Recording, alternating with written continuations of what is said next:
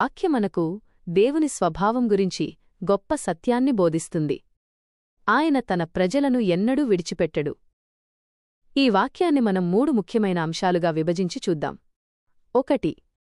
యెహోవా న్యాయమును ప్రేమించువాడు. దేవుడు న్యాయవంతుడు. ఆయన ఎప్పుడూ సరైనదే చేస్తాడు. లోకంలో అన్యాయాలు కష్టాలు చూసినప్పుడు దేవుడు ఎక్కడున్నాడు అని మనకనిపించవచ్చు. కాని ఆయన వాక్యం ప్రకారం దేవుడు న్యాయాన్ని ప్రేమిస్తాడు. అంటే ఆయన ఎల్లప్పుడూ సరైన నిర్ణయాలు తీసుకుంటాడు. మన జీవితంలో జరిగే ప్రతి సంఘటన వెనుక ఆయనకు ఒక ప్రణాళిక ఉంటుంది. మనకు అర్థం కాకపోయినా ఆయన చేసేది న్యాయమే అని మనం నమ్మాలి. 2.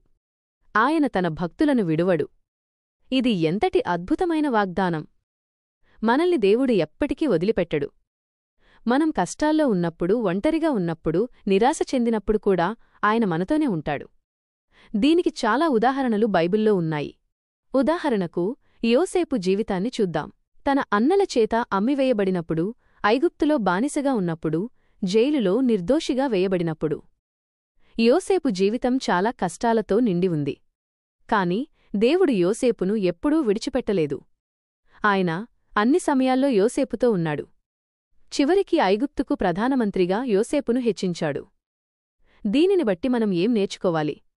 మనం ఏ పరిస్థితిలో ఉన్నా దేవుడు మనల్ని వదిలిపెట్టడు. మరొక ఉదాహరణ దావీదు జీవితం. సౌలు రాజు దావీదును చంపడానికి ఎన్నోసార్లు ప్రయత్నించాడు. దావీదు ప్రాణాల కోసం అడవులలో గుహలలో దాక్కున్నాడు.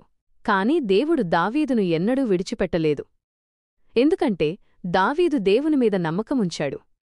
ఈ నమ్మకమే దావీదును రాజుగా చేసింది. 3. వారెన్నటెన్నటికీ కాపాడబడుదురు. దేవునిమీద నమ్మకముంచేవారు ఎల్లప్పుడూ కాపాడబడతారు. ఈ రక్షణ అనేది కేవలం శారీరక రక్షణ మాత్రమే కాదు. ఇది ఆత్మీయ రక్షణ కూడా. మనం పాపం నుండి, సాతాను శక్తుల నుండి, నిత్యనాశనం నుండి కాపాడబడతాము. ఈ వాక్యం మనకు గొప్ప ధైర్యాన్ని ఇస్తుంది.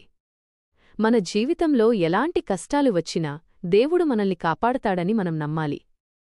యోబు జీవితాన్ని గమనిస్తే ఆయనన్నీ పోగొట్టుకున్నా దేవునిమీద ఆయనకున్న నమ్మకాన్ని విడిచిపెట్టలేదు.